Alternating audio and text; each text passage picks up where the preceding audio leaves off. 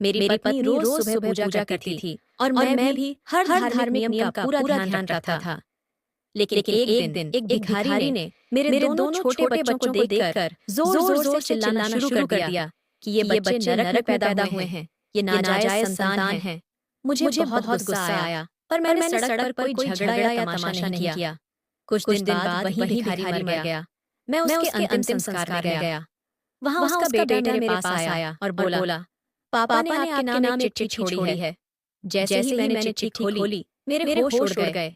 सच है, एक दिन हर किसी को मरना ही है और किसी की मौत पर खुशी मनाने का किसी को हक नहीं है। फिर भी उस आदमी के मरने के बाद मुझे एक अजीब सी राहत महसूस हुई, क्योंकि उसने जिंदगी भर मुझे एक ऐसी बात का ताना मारा था जो बिल्कुल झूठी थी। सबसे हैरानी की बात ये थी कि हम दोनों एक दूसरे से बिल्कुल अजनबी थे। उसकी अर्थी उठ चुकी थी। मैं वहां से लौटने ही वाला था कि उसका बेटा फिर आया और बोला, पापा ने आपके लिए खत लिखा था। मुझे बहुत आश्चर्य हुआ कि मरने से पहले मेरे लिए खत क्यों लिखी। मैंने कहा, वो खत कहाँ है, मुझे दे दो। उसने खत दे दिया। घर लौटते समय रास्ते में ही मैंने उसे पढ़ लिया। लेकिन अब मुझे समझ नहीं आ रहा था कि घर कैसे जाऊं, क्योंकि उस खत में लिखा था कि मैंने और तुम्हारी पत्नी ने अकेले में। मेरा नाम विक्रांत शर्मा है। मैं घर में तीसरा बेटा था। बचपन से मुझे खास तवज्जो नहीं मिली, क्योंकि बड़े दोनों भाई पापा के सबसे लाडले थे और छोटी दोनों बहनें मम्मी की आंखों का तारा। मैं हमेशा बीच में रहता था, न ज्यादा प्यार, न कोई शिकायत सुनने वाला। मैं चुपचाप अपना समय निकालता रहा। पढ़ाई पूरी होने के बाद पापा ने मुझे अपने बिजनेस में लगा दिया। मैंने कभी मना नहीं किया, क्योंकि मुझे पता था कि उनकी बात टालने का मतलब घर में अपनी वैल्यू खत्म करना था।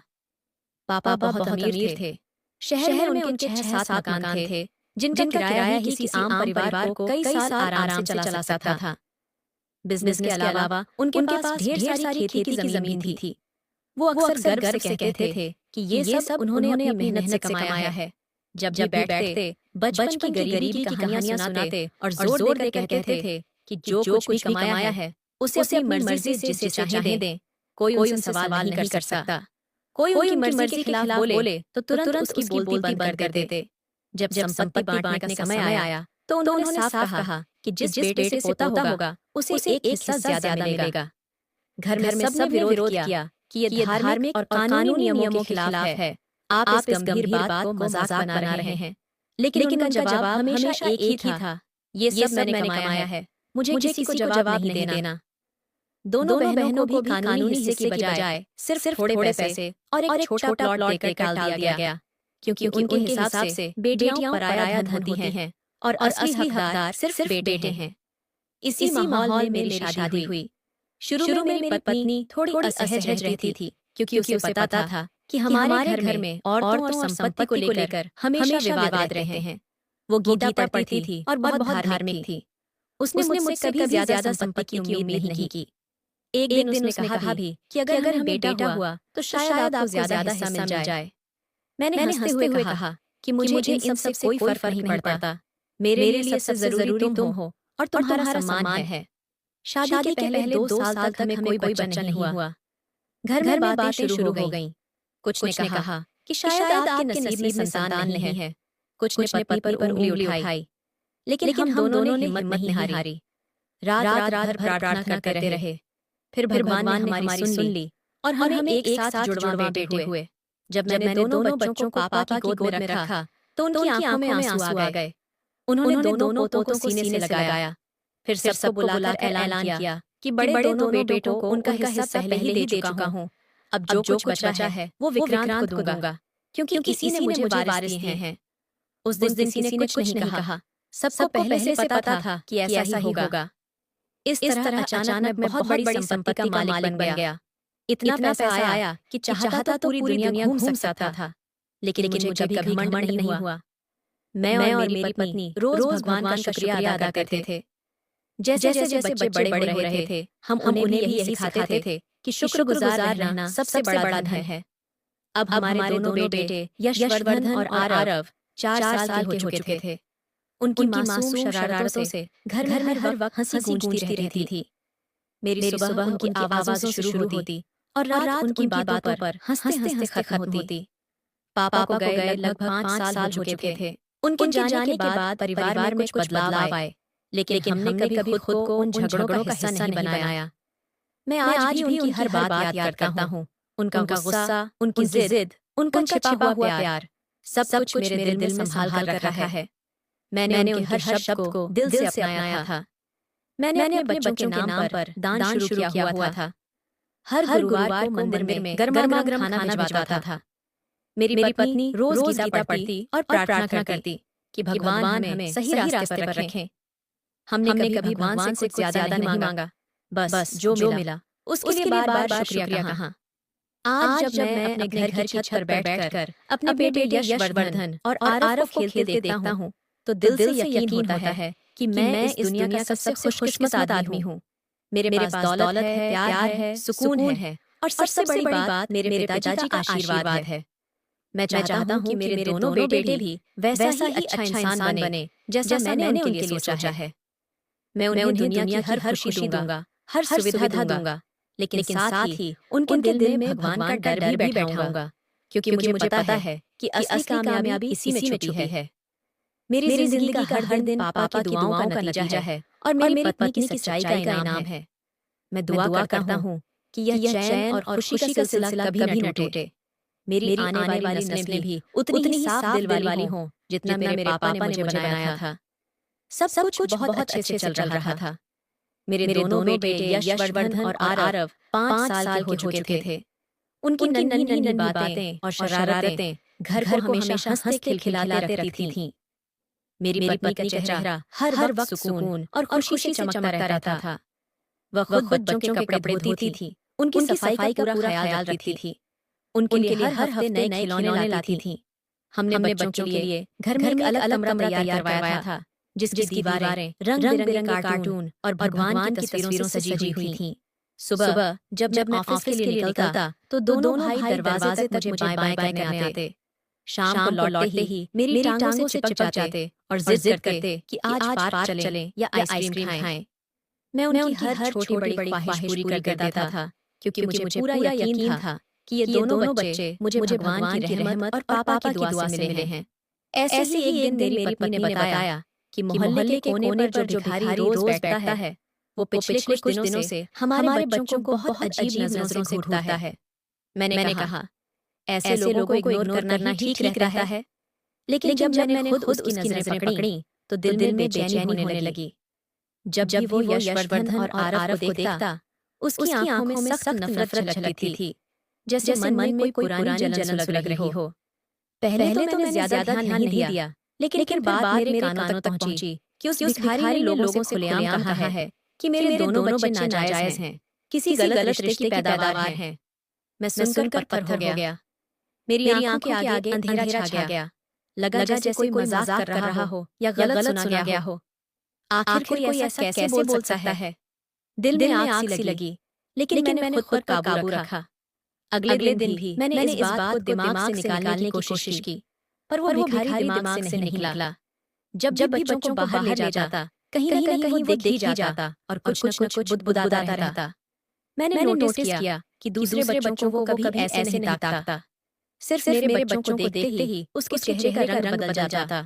उसकी नजरें तीर की तरह चुभती थीं। फिर एक दिन उसने मेरे सामने वही बात दोहरा दी। मेरे सामने आकर बोला, क्या पता ये बच्चे तेरी औलाद हैं भी या नहीं? कहीं गलत रिश्ते का फल तो नहीं? मेरे शरीर में खून खौल उठा। मैं एक कदम आगे बढ़ा। उसका कॉलर पकड़ने ही वाला था कि मोहल्ले के कुछ लोग बीच में आ गए और बोले, छोड़ो, ये तो पागल है। इसकी बातों का बुरा मत मानो। ये हर किसी को कुछ न कुछ बोलता रहता है। मैंने कहा, ये पागल नहीं है। दिन भर भीख मांगता है, लोगों के घरों के सामने बैठता है। इसकी बीवी बच्चे हैं, अपना मकान है।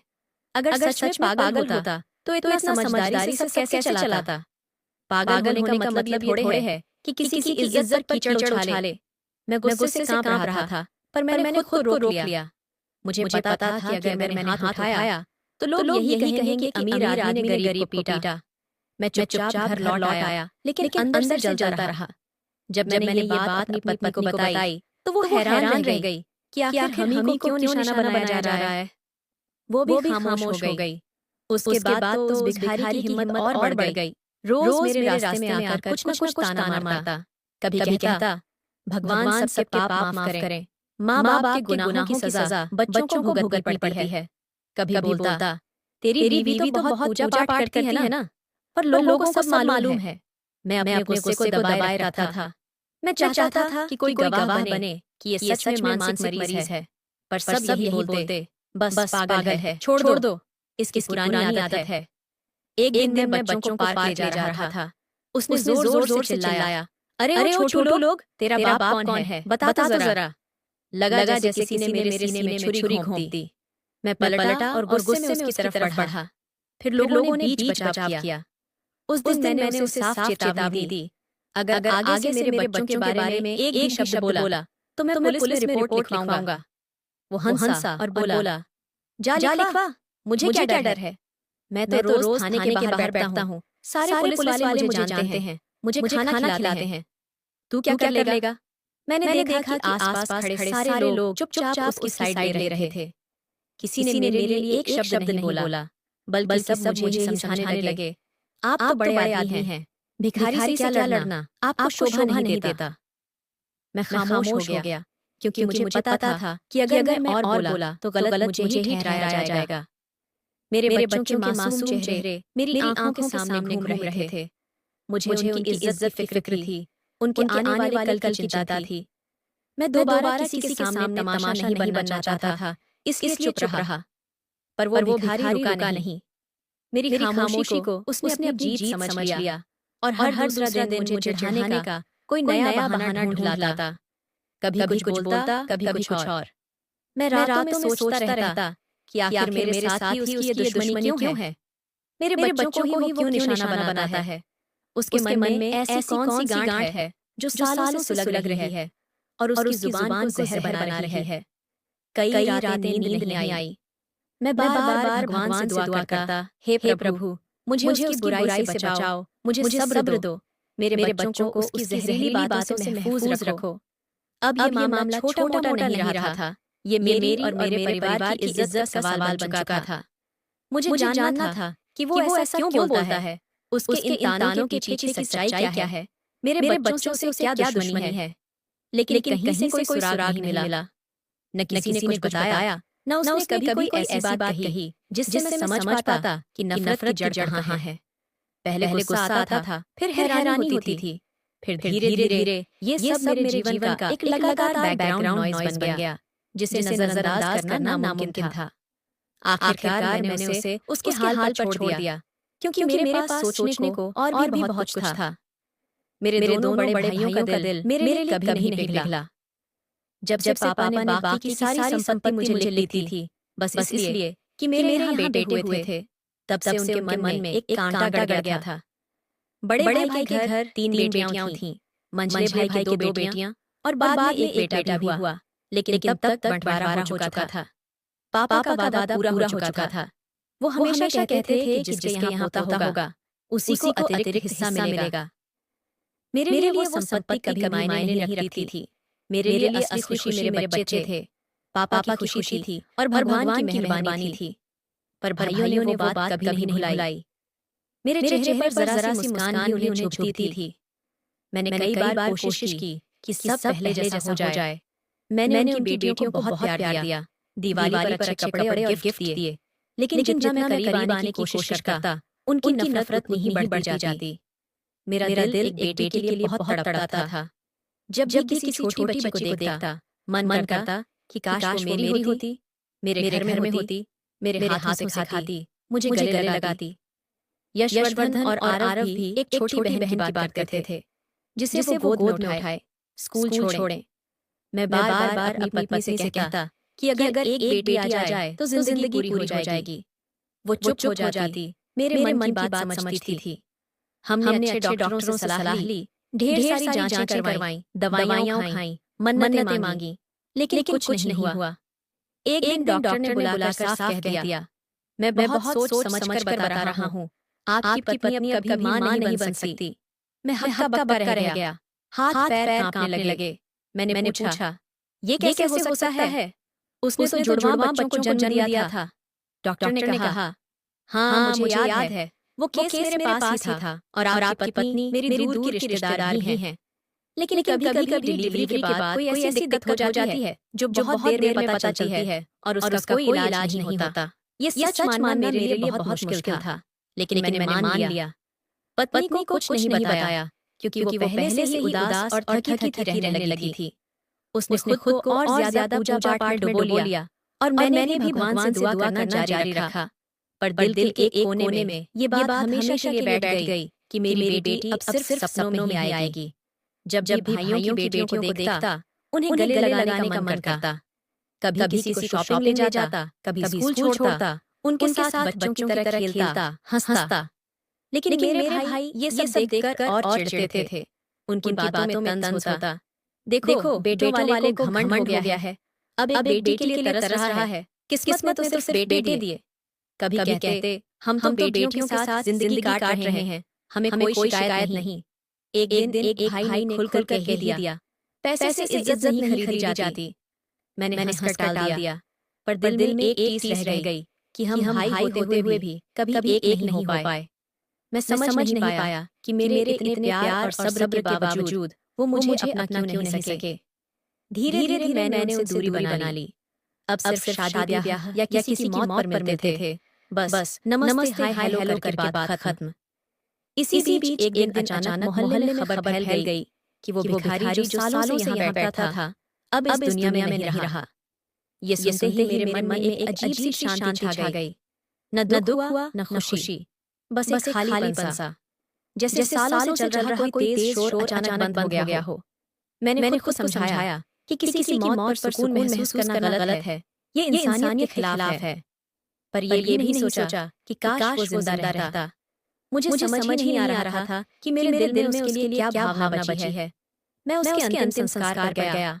ज्यादा लोग नहीं थे, शायद सब जानते थे कि वो कैसा इंसान था। उसकी पत्नी और बच्चे वहां थे। उनके चेहरों पर एक अजीब सी उलझन थी, जैसे उन्हें खुद यकीन नहीं आ रहा कि अब वो नहीं रहा।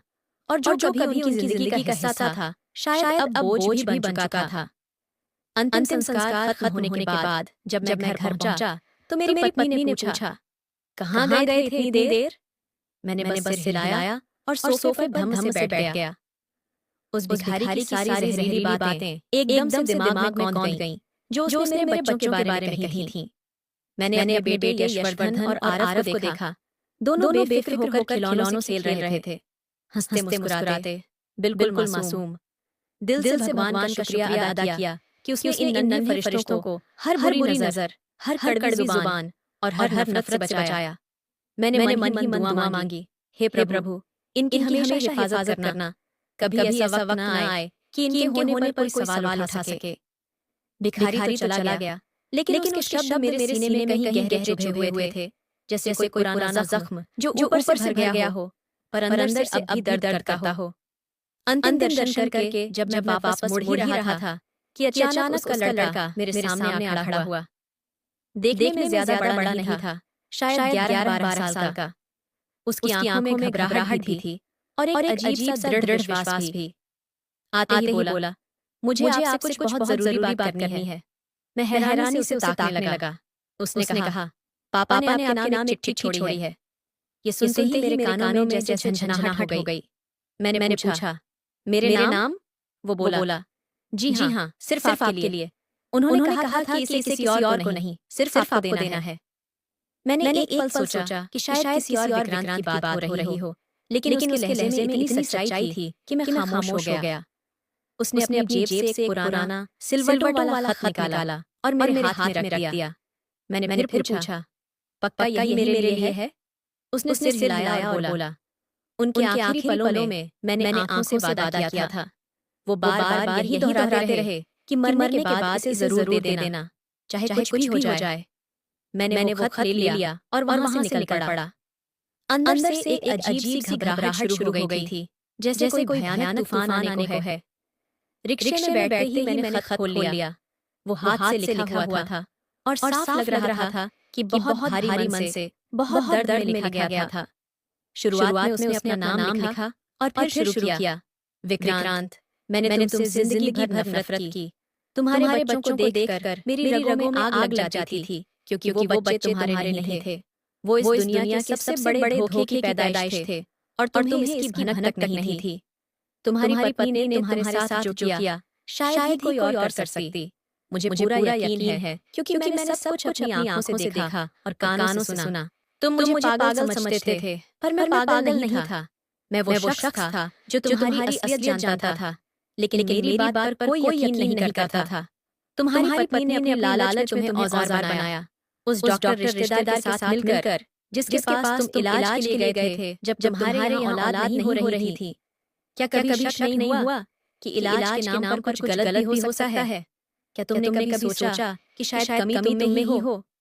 क्या मर्द होने की वजह से तुम्हें लगा कि तुम में कोई खराबी हो ही नहीं सकती?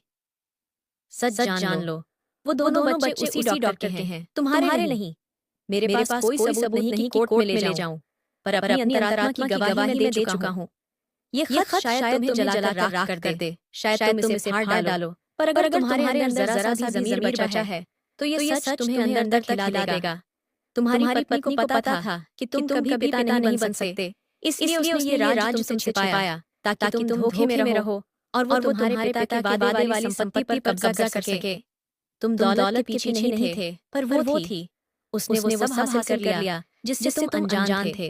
मैं सब जानता था, क्योंकि मैंने उस डॉक्टर और तुम्हारी पत्नी की सारी बातें सुन ली थीं। मैं अस्पताल के बाहर भीख मांगा करता था। वो दोनों पीछे वाले कमरे में मिले थे। सब पहले से प्लान था। कब तुम्हें खुशखबरी सुनाई जाएगी, कब संपत्ति तुम्हारे नाम हो जाएगी। मुझे यकीन है कि ये पढ़कर तुम मुझसे और नफरत करोगे, पर मैं ये बोझ अपने साथ ले जाना नहीं चाहता था। मैं चाहता था कि तुम जानो कि जिस नींव पर तुम्हारी जिंदगी खड़ी है, वो नींव नहीं, सिर्फ एक धोखे की परत है। अब तुम्हारे ऊपर है कि आगे क्या करते हो। मैंने अपना हिस्सा पूरा कर दिया। खत यहीं खत्म हो गया।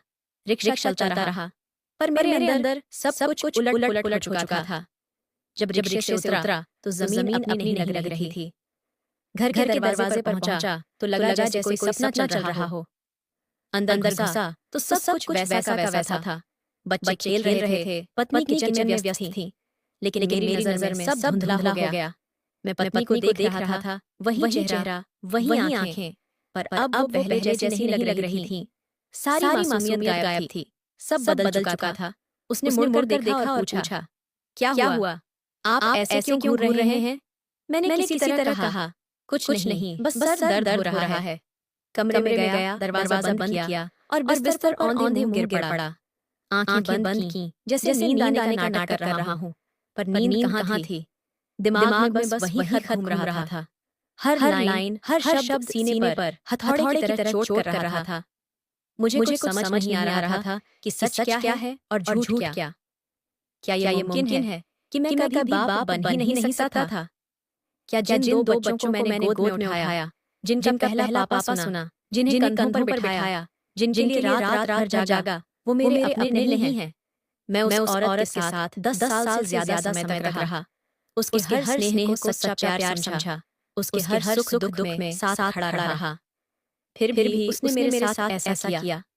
मुझे कुछ समझ नहीं आ रहा था कि क्या मैं उसे माफ कर दूं या उससे सवाल करूं। क्या वो सच में मुझसे मोहब्बत करती थी या ये सब उसने सिर्फ मेरे लिए किया, मेरी जिंदगी को पूरा करने के लिए किया? क्या ये लालच था या बेबसी में लिया गया फैसला? क्या मैं खुद को सालों से धोखे में रखता आया या वो सच में गुनहगार है? मेरे पास ढेर सारे सवाल थे, जवाब एक भी नहीं। मुझे सिर्फ खामोशी चाहिए थी, शायद थोड़ी नींद। लेकिन उस रात आंखों के आगे वही चिट्ठी बार-बार जलती रही और मैं थक हार कर सुबह कर दी। ये सब सहना बहुत भारी था, दिल फटने जैसा, रूह को छलनी करने वाला। फिर भी मैंने अपनी पत्नी को कुछ नहीं कहा। वो हर रोज मेरी सूरत देखती, पूछती, परेशान होती, समझने की कोशिश करती। मैं हर बार चुप ही रहता। मुझे पता था कि वो सब कुछ छोड़कर कहीं और जा सकती थी, कोई नई जिंदगी चुन सकती थी। लेकिन वो रुकी रही, मेरे साथ रही। उसने मेरा भ्रम कायम रखा, मेरी इज्जत बचाई। शायद उसे अपने पर शर्मिंदगी थी या शायद उसने खुद कभी गलत समझा ही नहीं। जो भी था, मैंने तय कर लिया था कि अब कुछ नहीं बोलना। जिस शख्स के साथ उसका रिश्ता था, जिसने मेरे बच्चों को जन्म दिया, वही वो इंसान था जिसे भिखारी अच्छी तरह पहचानता था। शायद इसी वजह से भिखारी इतनी पक्की बातें करता था, मेरे बच्चों की सच्चाई मेरे सामने लाने की कोशिश करता था। शायद इसीलिए उसकी नजरें हमेशा यशवर्धन और आरव पर जमी रहती थीं, जैसे हर बार चुपके से सच चिल्ला रहा हो। पहले मुझे लगता था कि वो जलन है, पर अब समझ आया कि वो जलन नहीं, सच का बोझ था जिसे मैं सालों से ढोता रहा। पत्नी कई दिनों तक पूछती रही, चाय देते वक्त, रात का खाना परोसते वक्त, बच्चों की हंसी सुनते वक्त, आप उदास से क्यों लग रहे हैं? कुछ हुआ है क्या? और मैं हर बार सिर्फ इतना कहता, नहीं, सब ठीक है। क्योंकि मैं बोल ही क्या सकता था? क्या कहता कि तूने मेरे साथ धोखा किया? ये बच्चे मेरे नहीं हैं? फिर क्या होता? वो मना करती या रोने लगती या मुझे छोड़कर चली जाती? जो भी होता, मेरी इज्जत का जनाजा निकल जाता और वो अपमान मैं बर्दाश्त नहीं कर पाता। सच तो ये है कि उसने मेरे ही भले के लिए ऐसा किया। उसने मेरी गोद में वो डाल दिया जो मेरी किस्मत में लिखा ही नहीं था। उसने मुझे वो दे दिया जो कुदरत ने मुझसे छीन लिया था। मैं कितना भी खुद को पूरा मर्द साबित करने की कोशिश कर लूं, हकीकत यही है कि एक अधूरा मर्द होने के बावजूद मुझे इतनी अच्छी और पूरी औरत का साथ मिला। ये शायद लाखों करोड़ों में किसी एक को नसीब होता है। अगर वो सच बता देती तो शायद चली जाती और मेरा घर बर्बाद हो जाता। हम मर्द अक्सर सोचते हैं कि सारी कुंजियां हमारे पास हैं, लेकिन असल में फैसला करने की असली चाबी हमेशा औरत के हाथ में होती है। उसके पास हमेशा ये हक रहता है कि वो तय करे किसके साथ रहना है, किसे छोड़ना है, किस पर यकीन करना है। बस यही मेरी जिंदगी की सच्चाई थी, एक राज पर टिकी, एक धोखे पर खड़ी, पर एक ऐसी हकीकत जिसे मैं कभी किसी को बता ना सका। वो भिखारी जिसने मुझे सच का आईना दिखाया, अब इस दुनिया में नहीं रहा। उसका बेटा भी वक्त के साथ सब भूल जाएगा। मैंने वो चिट्ठी फाड़ कर कचरे में डाल दी, जैसे वो कभी लिखी ही ना गई हो। मैंने उस राज को हमेशा के लिए दफन कर दिया। अब चाहता हूँ कि जिंदगी ऐसे ही चलती रहे, जैसे कुछ हुआ ही ना हो। मैं अपने बच्चों से आज भी वैसे ही प्यार करता हूँ, उनके सिर पर हाथ फेरता हूँ, उनकी कामयाबी पर गर्व करता हूँ, गलती पर डांटता हूँ, जैसे वो मेरे ही खून हो। और शायद हैं भी, क्योंकि रिश्ता सिर्फ लहू से नहीं बनता, रिश्ता वक्त से, प्यार से, जिम्मेदारी से बनता है। मैं उनका बाप हूँ। ये सच अब किसी कागज या डीएनए टेस्ट का मोहताज नहीं। मैंने उस राज पर कभी पर्दा नहीं उठाया और न कभी उठाऊंगा, क्योंकि कुछ सच ऐसे होते हैं जो बाहर आए तो पूरी जिंदगी तबाह कर देते हैं, रिश्ते मिटा देते हैं, दिल को खाली कर देते हैं। इसलिए मैंने फैसला किया कि अपनी बाकी जिंदगी इसी शांति से जी लूं, एक ऐसी सच्चाई के साथ जो सिर्फ मेरे और भगवान के बीच है। और शायद यही खामोशी मेरी असली जिंदगी है। तो दोस्तों, इस कहानी का सीधा संदेश यही है कि सच्चा रिश्ता खून से नहीं, प्यार, वक्त और जिम्मेदारी से बनता है। हर सच बोलना जरूरी नहीं। कुछ सच्चाइयां अगर सामने आ जाएं, तो जिंदगी और रिश्ते दोनों बर्बाद हो जाते हैं। कई बार चुप रहना सबसे बड़ा त्याग और सबसे गहरी समझदारी होती है। बस यही थी आज की कहानी। आपको ये कहानी कैसी लगी? कमेंट में जरूर बताइए। अगर पसंद आई हो तो लाइक कर दीजिए, चैनल को सब्सक्राइब कर लीजिए और बेल आइकन दबाकर ऑल पर सेट कर दीजिए ताकि नई कहानी सबसे पहले आपको मिले। मिलते हैं अगली कहानी में। धन्यवाद।